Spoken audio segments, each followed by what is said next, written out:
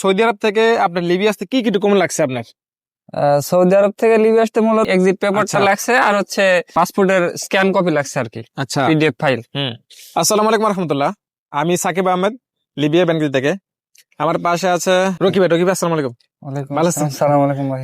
ভালো আছেন? জি আলহামদুলিল্লাহ ভালো আছি। রকিব ভাই আসছে সৌদি আরব থেকে।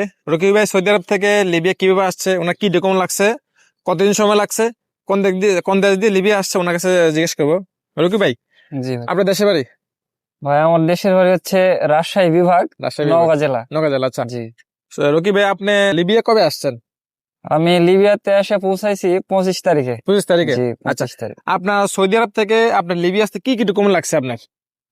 সৌদি আরব থেকে লিবিয়া আসতে মূলত আমি তো ছুটির পেপারের জন্য আবেদন করছিলাম, তো ছুটির পেপার পাই নাই, তো পরবর্তীতে এক্সিট লাগাইছিলাম, এক্সিট পেপারটা আচ্ছা। লাগছে আর হচ্ছে আপনার এই যে পাসপোর্টের স্ক্যান কপি লাগছে আর কি, আচ্ছা। PDF file.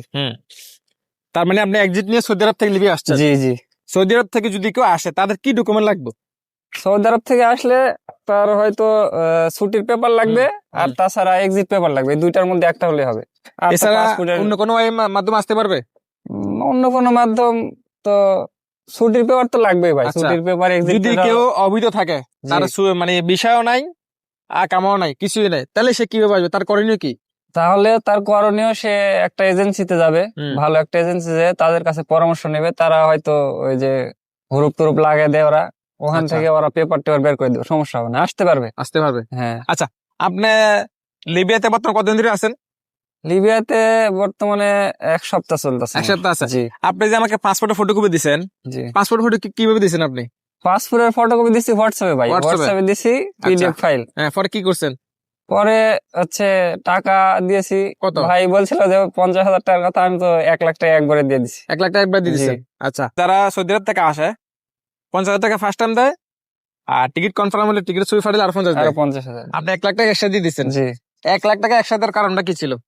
কারণ তো ভাই, কারণ একটাই, কারণ এটা হচ্ছে বিশ্বাস। আমি বিশ্বাসের উপরে দিয়ে দিচ্ছি, এছাড়া তো আচ্ছা। অন্য কোনো কারণ নাই এখানে। এই যে আপনার কাছ থেকে কতদিন সময় নিয়েছিলাম আমি? ভাই আমার কাছ থেকে সময় নিয়েছিল 1 সপ্তাহ। হ্যাঁ। তো কতদিনে কাজ হয়েছে? কাজ হয়েছে মেবি 3 দিন অথবা 4 দিন লাগছে এরকম। আচ্ছা।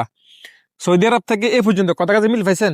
জি ভাই আলহামদুলিল্লাহ, সব কথা কাজে মিল পাইছি এবং এর চাইতে বেশি পাইছি আর কি। এখানে আসার পরে যা দেখলাম একটু বেশি পাইছি। আচ্ছা, এখন সৌদি আরব থেকে আপনি আসছেন, লিবিয়াতে আসতে আপনি কোন কোন দেশ দিয়ে আসছেন? আমার ফ্লাইট ছিল জেদ্দা এয়ারপোর্ট থেকে, সৌদি আরব জেদ্দা এয়ারপোর্ট থেকে। ওখান থেকে তুর্কি ইস্তাম্বুল এয়ারপোর্টে ট্রানজিট ছিল, 12 ঘন্টার ট্রানজিট। আচ্ছা। তো ওখান থেকে বেঙ্গাজি, লিবিয়া বেঙ্গাজি এয়ারপোর্টে। আচ্ছা, এয়ারপোর্ট থেকে আপনি কি ডাইরেক্ট বাসায় আসছেন না রিসিভ রুমে গেছেন?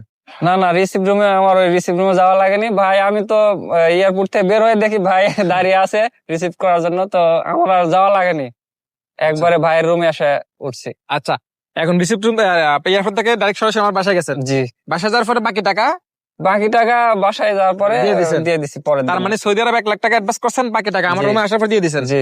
যেদিন আসলে সেদিনও দিয়ে দিছেন? হ্যাঁ। আচ্ছা, এখন এই যে সৌদি আরব থেকে এই পর্যন্ত আসছেন, আমি আপনার যে কমেন্টমেন্ট দিচ্ছি, কমেন্টমেন্ট পাইছেন?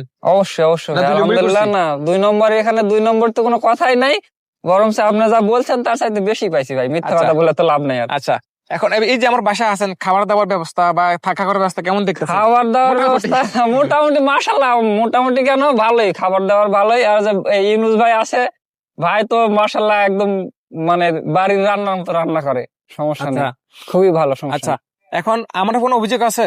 না ভাই, কোনো অভিযোগ নাই, কোনো আচ্ছা। রকমের অভিযোগ নাই ভাই। কথা মিল পাইছেন? জি অবশ্যই। আচ্ছা, এখন যদি আপনাদের রাজশাহীর মানুষ বা সৌদি আরব যারা আছে, জি। যদি কেউ আসতে চায়, তাহলে তার করণীয় কি? করণীয় মানে মিডল ইস্ট থেকে, হ্যাঁ, মিডল ইস্ট থেকে। মিডল ইস্ট থেকে আসতে গেলে তার ওই ছুটির পেপার নিতে হবে অথবা এক্সিট পেপার নিবে, তাহলে হবে। হ্যাঁ। কোম্পানির সাথে যোগাযোগ করবে, কোম্পানি আচ্ছা। এক্সিট দিয়ে দিবে। এক্সিট নিলে তো আর কোম্পানির বাপেরও ক্ষমতা নেই যে তাকে আটকায় রাখবে, আচ্ছা। দিতে বাধ্য। আচ্ছা, এই যে আপনি কথাগুলো বলছেন এই পর্যন্ত, এগুলো পাবলিক বিশ্বাস করবে কিভাবে? আপনি তো আমার নিজে লোক হইতে পারেন। না বিশ্বাস তো আমার তো এগুলা তো মনে করেন যে বিশ্বাস প্রমাণ সহ তো আপনার ইউটিউবে আমার আরেকটা ভিডিও আছে, সেটা তো প্রমাণ সহ এয়ারপোর্টের ভিডিও পর্যন্ত দেওয়া আছে আমার। আচ্ছা। আর তারপরও বিশ্বাস জিনিসটা, এটা হচ্ছে মানুষের মনের ব্যাপার।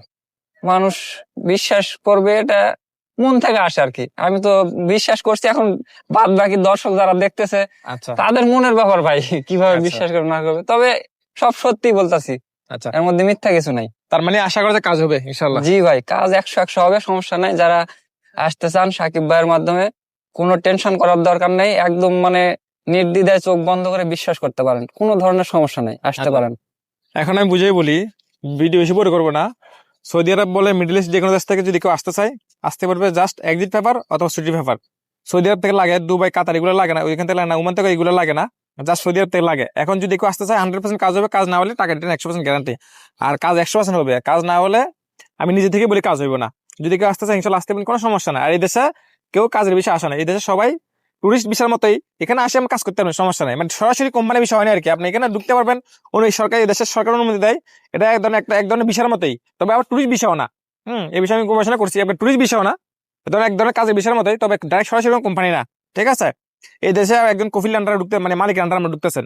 হ্যাঁ, তো এখানে আসার পরে আপনি যে কোনো জায়গায় কাজ করতে পারবেন, যে কোনো জায়গায় আমরা যেতে পারবেন, আপনি চাইলে কাজ পরিবর্তন করতে পারবেন, কোনো সমস্যা নাই। এদেশে আসার পরে কাজে ঢুকতে হয়, এমনিতে কোনো কাজের বিষয় হয় না নাকি ভাই? জি আপনি ভাই, কোম্পানি বিষয় আসছেন না টুরিস্ট বিষয়ের মতো আসছেন? টুরিস্ট বিষয়ের মতো এটা। আচ্ছা, তো আশা করি আপনারা বুঝতে পারছেন। তো ইনশাল্লাহ আপনার সাথে আবার দেখা হবে নেক্সট ভিডিও নিয়ে। এই পর্যন্ত সবাই সুস্থ থাকুন, ভালো থাকুন, আল্লাহ হাফেজ।